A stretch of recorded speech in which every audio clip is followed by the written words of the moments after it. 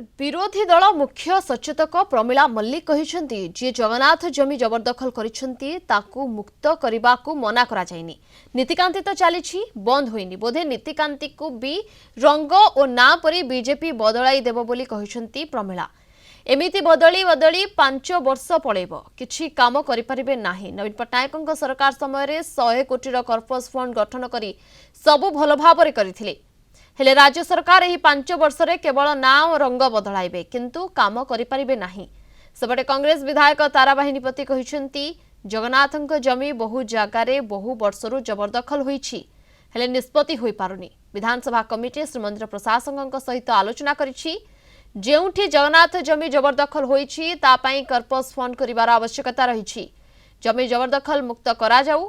जेउ माने जगन्नाथ जमी बिक्री करिसेंती कार्यानुष्ठान हेबा दरकार। जो माने पट्टा पाई नहांती समानंकु पट्टा देवा दरकार बोली कहिसेंती तारा।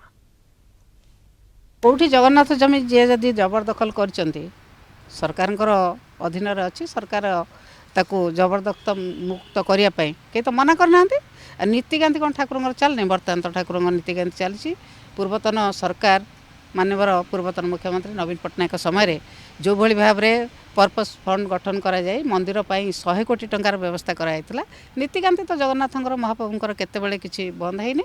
नीतिकांति के नुआ करिवे से नीतिकांति भी बदलेबे बदले रंग बदलेबा ना बदलेबा स्कीम बदलेबा एटी जगन्नाथ पाखरे भी बदला बदली काम चललानी बोधे। जोठे जमी की जबरदखल करा जायछि जोठे जगन्नाथंग जमी रे लोक रहिचंती तांको छाडू नाहंती जमा विभिन्न राज्य भी अच्छी ताको सेटलमेंट करिकरी कर्पस फंड करबा आवश्यकता रही।